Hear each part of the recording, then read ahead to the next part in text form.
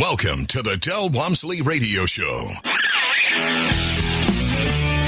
Del challenges the status quo, questions everything, and empowers you to return to your core beliefs to make your life better. If you're ready to hear the truth and get your roadmap to the lifestyle you really want, the next hour will change your life. And now, your host, self-made millionaire, national award-winning investor of the year, CEO and founder of Lifestyles Unlimited, Del Walmsley.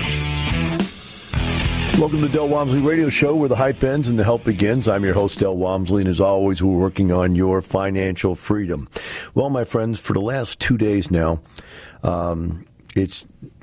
we've been inundated on TV, news, radio, with the information and the news of, all kinds of negative stuff. Of course, you've got the background of the Republican convention going on, and, somebody saying the world looks this way, and then the Democrats getting on CNN and saying the world, everything they're saying is a lie, and the Republicans saying everything the Democrats are saying a lie. And as you sit here and you wonder, man, what is going on? Why can these two different people not see the world the same? We live right in we go to the same grocery stores. Or maybe we don't. That's maybe a problem. But, within the real world, there's, in my grocery store, I go down to the grocery store, there's blacks, browns, Indians, Chinese, Asians, everything.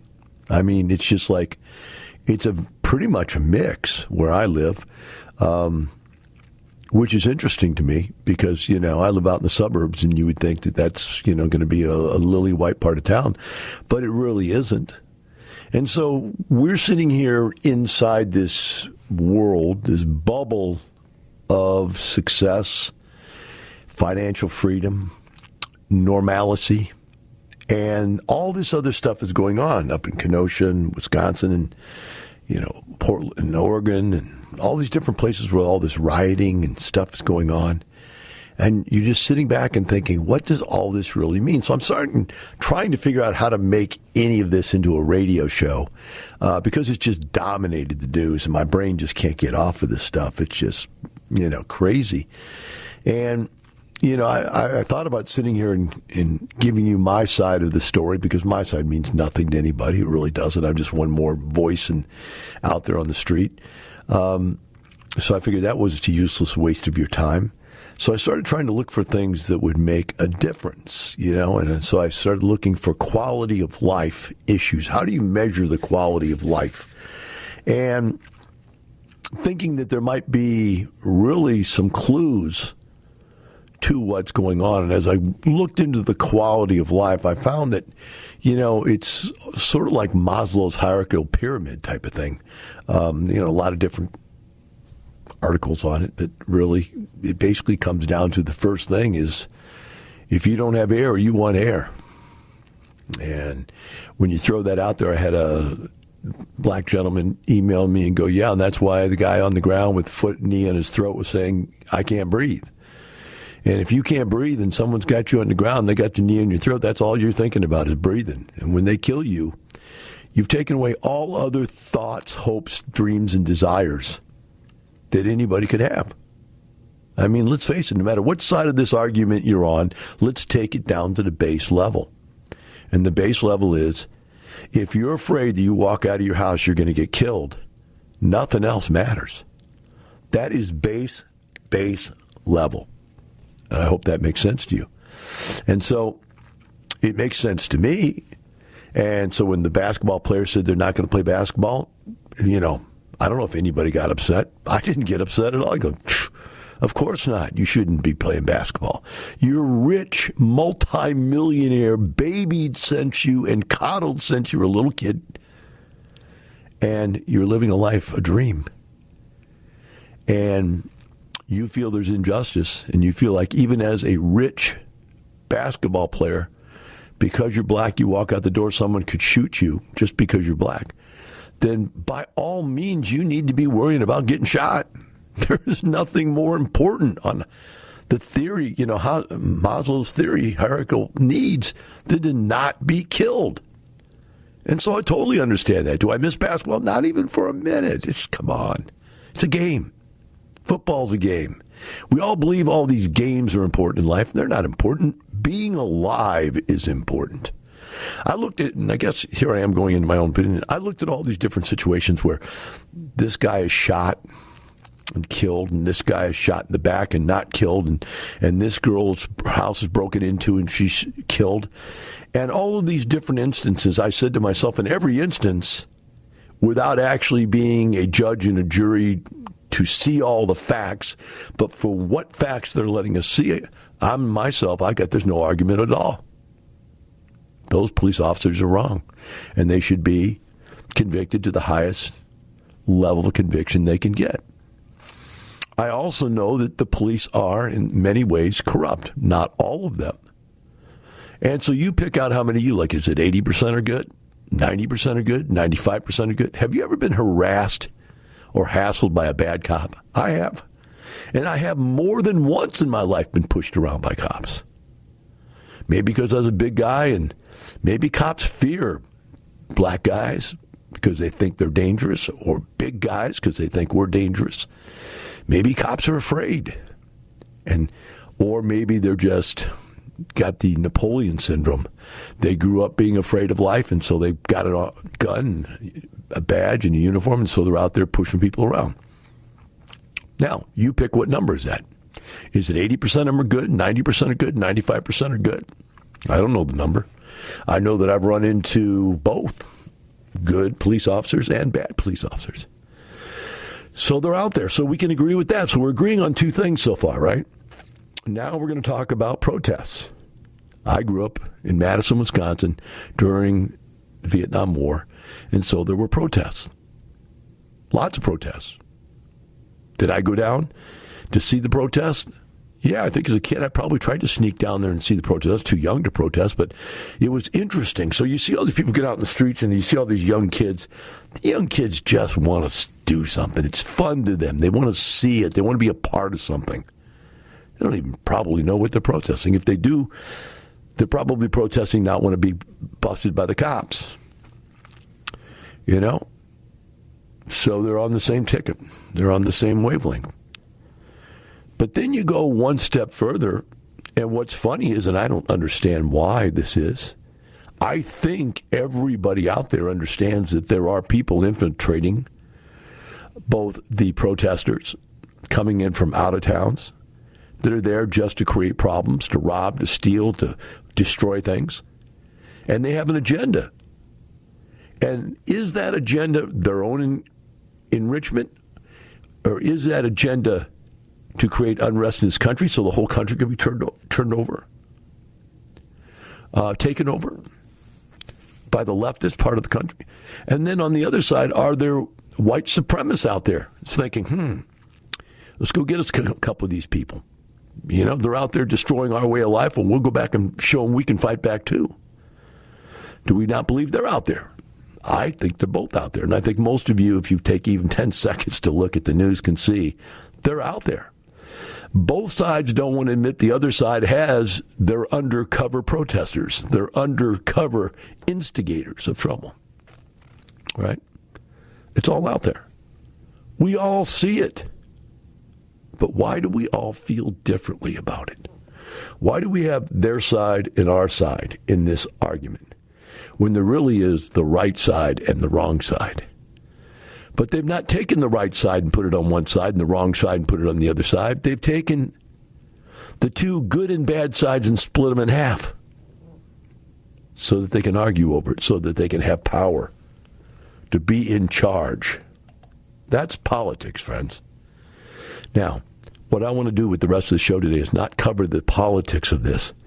What I want to show you is the completely different, gross differences in the way people see the world as far as financial freedom. And show you that there are two different countries living within this country. And that's not two different countries. It's two different financial positions in life living in this country. The haves and the have-nots. I'm going to show it to you with a couple articles that are written about the same topic and show you how two different people writing about the same topic can come up with completely different points of view. Take a short break. Be right back with that discussion.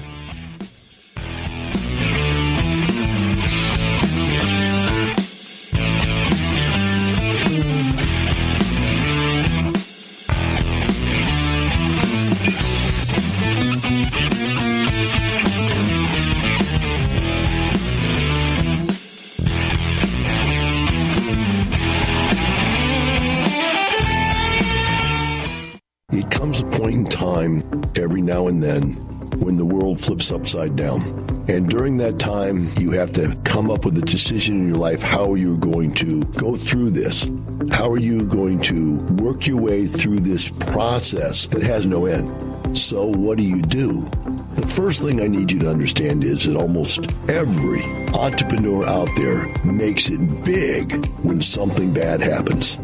I tripled my net worth between 2008 and 2010. 10 years straight increase in value. It makes us all look like geniuses when everything goes up for 10 years straight. But now we're at the point where we're going to find out who's good again. And you need to be in there. Because why? Because I tripled my net worth in 2 years. You can do it too if you know what to do. You need to get into lifestyles right now. Join us for our free live online workshop. Register at lifestylesunlimitedworkshop.com. Welcome back. Now here's some more unconventional wisdom to set you free from the man on a mission to retire America, one person at a time, Del Walmsley. Welcome back to the Del Walmsley Radio Show. Today we're talking about the differences between the middle class and below compared to the middle class and above as to what their goals in life are and how they see the world. And I've came to this conclusion researching quality of life and how you measure quality of life. And I came up with these two articles. One was called Unlocking the 7 Levels of Financial Freedom, and the other one was 8 Levels of Financial Freedom by Forbes. And it was interesting to me as I read them how different they were. It was almost like you could take one and stack it on top of the other. In other words, the people at the bottom of our socioeconomic existence are living at Maslow's hierarchical pyramid at the point where, number one, give me air. In other words, don't kill me. That is the bottom of the pyramid. Don't kill me. Don't shoot me. Don't beat me with a baton. Don't tase me. Don't do this. Do da-da-da-da-da. Okay? And let's take that for whatever level of just letting it lie there and not go into the arguments about why the cops would chase you, would shoot you, would tase you, whatever, okay? Let's just leave that off for a minute because that is something that has built up over 50 years, 60, 70 years, maybe 200 years. Maybe it is back from slavery. But the bottom line is that this is a feeling, right? So that is, financial freedom is freedom just to be alive. First level. Second level, after air, is water, and then food. And you think of Flint, Michigan, and you think about the people poisoned by the city water. Now, Michigan, in Flint, Michigan, I would be willing to guess, and I don't know this for a fact, so if I'm making up stuff, then don't think I'm just making up stuff to make it up. I don't know it for a fact. It's a very high percentage of African American and Hispanic people living there in Flint, Michigan. And those poor people can't fight the city for clean water. Now, I think the federal government did come in and stomp down on them and make them go back and fix some of that stuff. I don't even know. I didn't follow that story. I'm just giving you an example of, okay, water's next most important. Now your kids have brain damage. Now you have, miscarriages. Now you have people getting sick and dying. But Del, I thought we were going to talk about financial freedom. You don't think starvation, you don't think not being able to get clean water has anything to do with financial freedom? Why would you even care about going to work if your baby's sick from bad water? Right? So you look at this level. The next thing is food. And you think about what our country has made available for people to eat. It's fast food. We have turned our children, and specifically, again, I'm going to say it. If you want to crush me if I'm wrong. But when I look at people, when I go out in public, minorities' children are way fatter than white people's kids are. Way fatter. And most of the minority females are way fatter. So what is this nutritional deficit problem going on here? Financial freedom might even be having enough money to eat good, wholesome food instead of fast food, sugars and fats and so forth. But Del, we're talking about money. What do you think money allows us to do? I go out to eat every single night. I never cook at home. I cook breakfast at home, sometimes lunch. But at least once a day and sometimes twice a day, I go out to eat at the finest restaurants, cooking fish and chicken and steak. You know, I eat good food. What if you couldn't get to good food? What if you had to live on Taco Bell and McDonald's and even worse fast foods than that? Right? Financial freedom's different for different people, guys. Food. So we're up the chain now, right? We're up the chain. Now, the next one on Maslow's theory is what? After food comes belonging. So who do these people belong to? These poor people, right? Who do they belong to? They belong to a group of people within a group that lives in a neighborhood or in a part of town, and that is their social network. It's the third most important thing in human existence, is to belong to something. So how do you belong if you're a kid in one of these neighborhoods? You belong by joining a gang. You belong by drinking, doing drugs, and fitting in for the parties. You belong by listening to misogynistic music. You belong by wearing ridiculous-looking clothes. But you belong. You fit in. You fill that need. But then you need money. And there you go. To fit in, you need money to exist within society. And the question there lies at the beginning of this discussion. We haven't even got the money, but when we get the money, money becomes a necessity that there is no answer for. You look around and you see the people that have money sell drugs, prostitutes, criminals, thieves, and cops. You say, well, what do you mean cops? They're crooked cops. They're taking, you say, no, Dell, you can't say that on the radio. Go, no, are you that crazy? Have you ever watched TV? You said, well, that's TV. Go, no, TV and movies, that's all a reflection of our society. And if you watch almost every cop show you watch, and I watch a lot of them because I really like whodunits, there's bad cops. Now, they'll admit it on TV, they'll admit it in movies, but we won't admit it up front. In fact, in almost every New York police show you watch where there's cops in New York, almost all of them are on the take. Now, I don't believe that all of them are, but I sure believe that it's probably been around forever that there's been cops on the take. So they see the cops on the take, they see the drug dealers, they see the prostitutes, they see the people who have the money. Then they see the people that take the low-end, low-paying, hard work, long-hour jobs. Now, you're a kid. Which are you going to choose? Because what do you want? You want financial freedom. What do they all want? What do they call it on the rap albums? They want stacks. I guess I mean stacks of dollar bills. I don't know. You know, they want to make it rain for their strippers. You know, take that money and just throw it away. Whew, man. They want big cars, flashy cars, gold. They want to wear their wealth with gold around their neck and in their teeth and so forth. Yeah, that's how they show their financial freedom. We buy big houses in the suburbs, right? They buy nice cars with big rims. It's just a matter of how you show your wealth. But I don't want you to misunderstand. What I'm pointing to here and what I'm going to come back from the break and go over is that is the starting point for the low-end part of our society's financial thought process. Not even close to where our kids begin or where we even think we want to go. We'll be right back with the Del Walmsley Radio Show.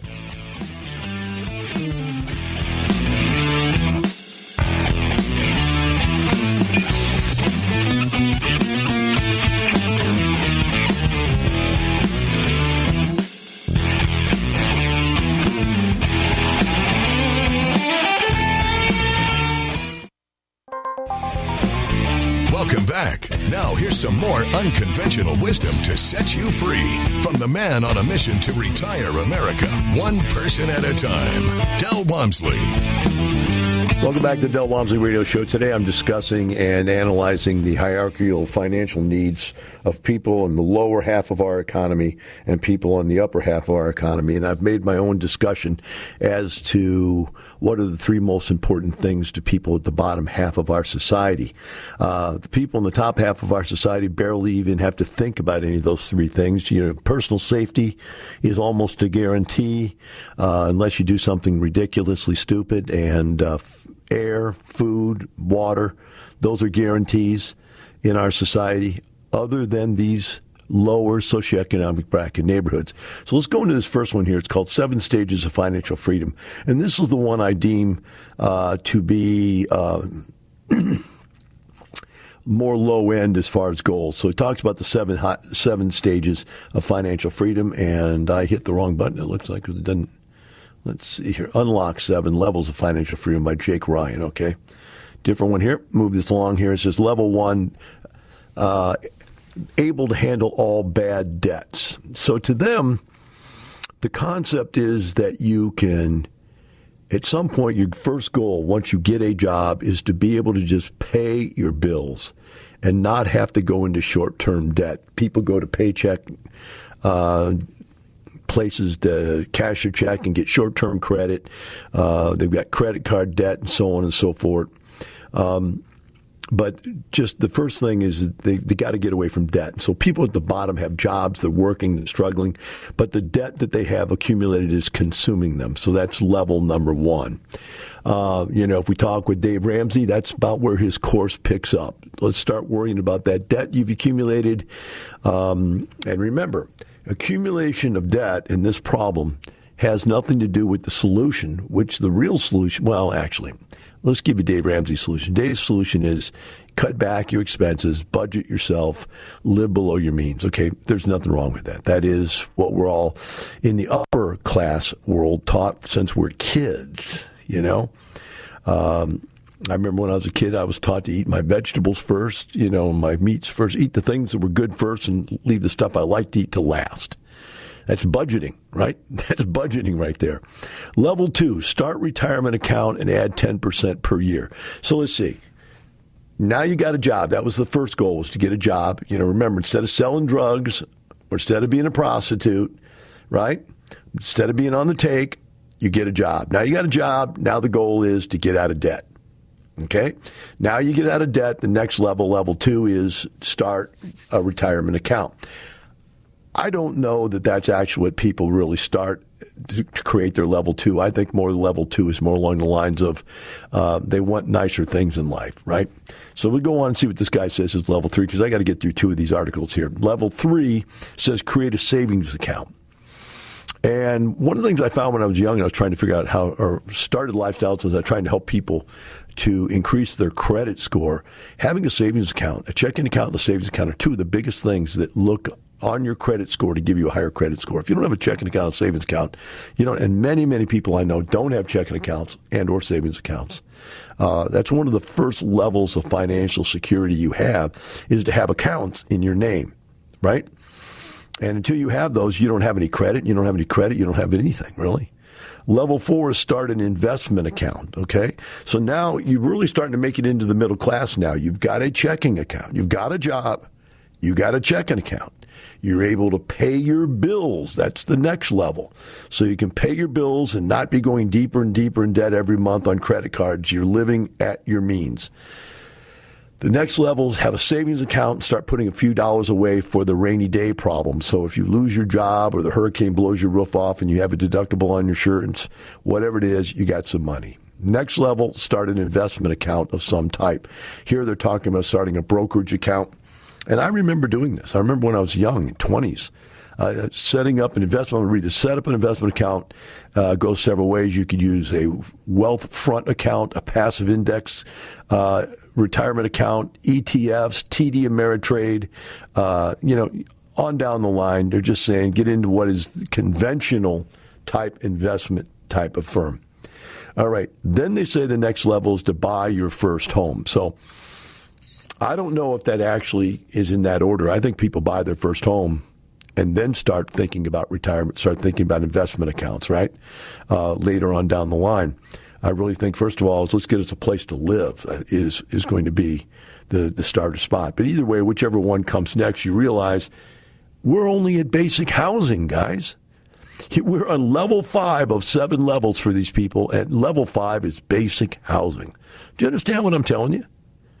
These people don't live like we live. I'm talking about making $1 million a month, and you're talking about I can afford to have a roof over my head. Not even in the same world, is it? The next one, level 6, build multiple streams of income. This is their next level, where you can have limited partnership accounts, you could have some real estate, you could have some annuities, you could have a 401k, but you have all, 401k wouldn't do it. You have to have things to give you income. And so this is really the next step is to figure out how do you have income other than your job coming in, right? And for them, level 6, that's right up there with being well off, right? And then level 7, buy cash flowing businesses or income generating real estate. So, in other words, the difference what they're talking about here, and they explained it in here, and without reading the whole couple of paragraphs on each one of them, I'm just going to cover it this way and say, look, what they're saying is the first thing you do is you buy a house. Second thing you do is you start a savings account. Third thing you do is take some of the money out of the savings account, investment in other people's investments. In other words, other people own businesses that produce income. You're buying parts and pieces of those businesses by buying stock in them, by buying ownership percentages in them, by buying CDs and annuities and other things where you're giving other people your money and you're getting paid for using your money in their businesses. And then the last level is owning your own business of some type, whether it be rental, real estate. And in our group, we start with single-family rental income houses, then go to small multifamily. And in our company, in our group also, we have people, if you start back here, level 6, where it's building streams of income, a lot of people decide just to go into passive investing. They put their money into other people's deals here at Lifestyles. So that works out well. And really, when I started Lifestyles, I had passed that up and gone right to level 7, which was owning your own rental income, single-family houses and multiple families. Why? Because that's really where wealth is created in level 7. In level 6, what it allows you to do is to participate in wealth building from the outside looking in. And by the way, don't get me wrong, I've got about 4 or 5 passive investments also. You just give some guys some money and say, yeah, you're good. You're making money. And, you're going to go make 20, 30% in your money. Gosh, if you can give me 10, that's way better than the 1 I could earn keeping it in my savings account, or now a half. So if you can give me 6 or 8 and I'm making a half, I think 6 or 8 is better than a half. I'll take that because I don't have any more time. And time really becomes the secret to everything here. But when you really decide you want to make money, folks, when you really decide you want to make money, the next level is you've got to go own your own stuff. You've got to own your own rent houses. You've got to own your own apartment complexes. You got to own your own gas station. You got to own your own business of some type, restaurant, whatever it is. Business ownership. And I've been told there's only 3 ways to massive wealth. There's only 3 ways to massive wealth. Are you ready? One of them is inherited. The second one is to be a pro athlete, which they make massive amounts of money, way more, 10 times more than even the best, highest paid business executives, right? And or own your own business.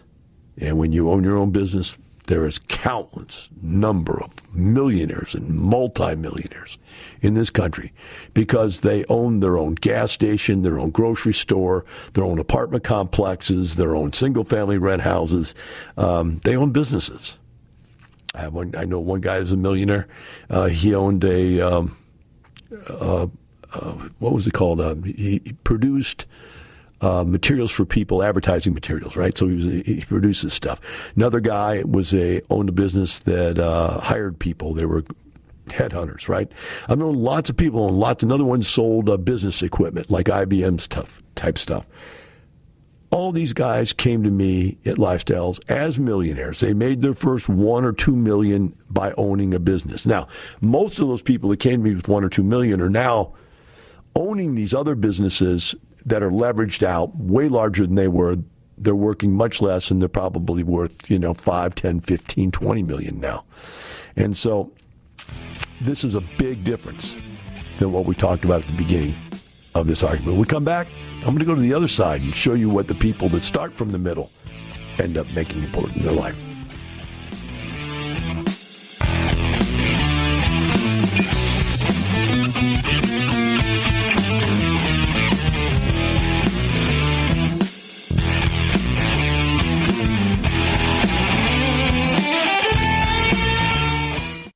And now a word on retirement from Del Walmsley. The average person thought they'd retire at 59 and a half, 60, then they said 64, then it was 65, then it was 66, then all of a sudden they jump right to 70. 70 is the new 59, 70 is the new 64, then it was, hey, most people are going to work all the way into their 80s. Do you really want to work in your 80s? Or would you like to retire in 5 years or less? Find out how on Lifestyles Unlimited's live online free workshop. Register at lifestylesunlimitedworkshop.com.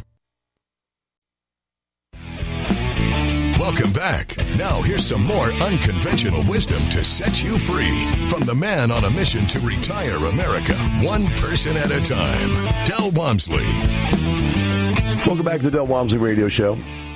So today we've been talking about the differences between the 50% of the people who live in the 50% and below median income and the people above, and how the two worlds we live in are so completely different that there's absolutely no way either one of us can understand what the other person's thinking. And I've taken this entire first 3 segments of the show to cover the people on the bottom. Now, watch me cover the people on the top. This article is called, let's see if I can get the name of the article here real quick, 8 Levels of Financial Freedom. 8 levels. All right? So let's talk about level 1. Level 1 is not living paycheck to paycheck. Do you get that? Not living paycheck to paycheck. That's the first goal. In other words, they assume you're going to have a job. They assume you're not going to be deep in debt. That's the assumption of what you would call a normal human being. People that live in the upper socioeconomic brackets of our society can't even understand what being broke means, what debt means. They have no idea. It doesn't even register. Of course you have a job. Everybody that's in my socioeconomic bracket, everybody's friends, everybody's kids, of course they have a job. Daddy and mommy could get them a job. The college degree could get them a job. They could just walk in somewhere and they have enough articulation. They can talk and communicate like human beings. They can get a job simply and easily. And they're expected to. And so they do. And so they have a job. And so they have money. And so they pay their bills. But we start out with jobs that are not that well paying. And your goal is to get to the point where you have enough income that you can save money. You don't live from day to day. That's the first goal, is to start saving money, to not be living day to day. So when things pop up, when your car breaks down, you fix it. You don't not have a car. You don't go deep in debt to repair your car. When medical bills occur, you pay them. And you still have enough money to go out drinking with your friends. Right? You have enough to go out to eat every once in a while. You have enough to buy new clothes in Christmas for your kids and birthdays. And that's just given for everybody else. What is level 2? Are you ready for this? Level 2 is enough money to quit your job. That's level 2 thinking. Now, they're saying for a bit. In other words, Financial freedom is once you have enough money to live, the goal is to have enough money that if something happened, you could quit. Right? To have enough money, you could quit. Level 3 is to have enough money to be financially happy and still save more money. So in other words, I told people, what you don't understand is when I quit my job back when I was 34 years of age, and I made enough money to replace my earned income, I didn't stop saving. I was saving when I had earned income. I'm saving when I quit my earned income. And I continue to buy more real estate, and I continue to earn more passive income. So my wealth went up. My financial happiness increased, right? And I had enough money to both live financially free, but to save more and to have more. Year after year after year until now I'm an old man and I have tons of money.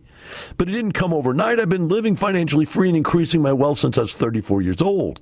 This is a 30-year proposition, guys, of doing it right for 30 years. Level 4, freedom of time. That's it. Forget about money. Money is no longer a problem for successful people. It's time.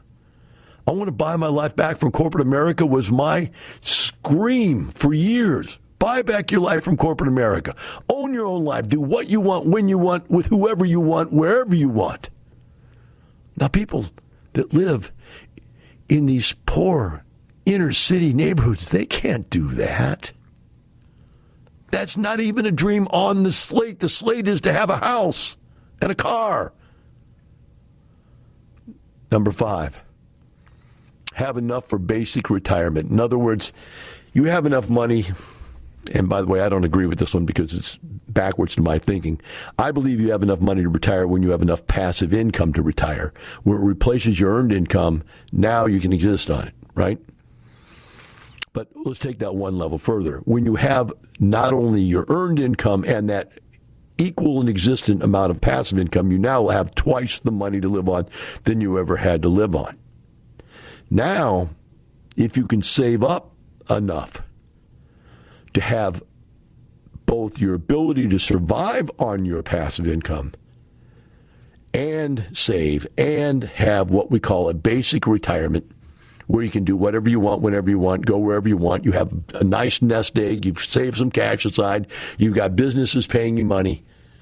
That's your basic safe retirement. Then number 6 is enough to actually live well. I remember when I knew I was living well, when I went from a $125,000 house to a $200,000 house and go, boy, I guess I'm right in the middle class. So when I went from a $200,000 house to a $1 million home, I go, you know what? I've made it. I'm there. I'm over the top. I'm making, whatever it is, $250,000 a year or more. And I'm living in $1 million home, paid in full, by the way. I paid cash for it. I made it. But then when I moved into a $5 million home, 16,000 square foot, 20-car garage, swimming pool, lazy river, 3 koi ponds, 7 fountains in the yard, night lit, private trail, outdoor kitchen, outdoor bar and restaurant, you name it, gym, maid's quarters. That's not normal, folks. And I'm not telling you this to impress you with what I have. I'm telling you this isn't normal. I realize it's not normal. What I'm telling you is it's a level that most people never even dream of getting to. Not if you start at the bottom. Then it goes, the next one is after your dream retirement, and that's what they're calling number 7 is enough for the dream retirement. And I was at the dream retirement at some point. You get to the next level, which is the last level. And that is more money than you could ever spend. Have a wonderful day. The Lifestyles Unlimited Real Estate Investor Radio Show is for entertainment purposes only. Please consult a professional regarding your personal investment needs. Nothing presented on the Lifestyles Unlimited Real Estate Investor Radio Show constitutes an endorsement, recommendation, offer, or solicitation to buy or sell any product or security.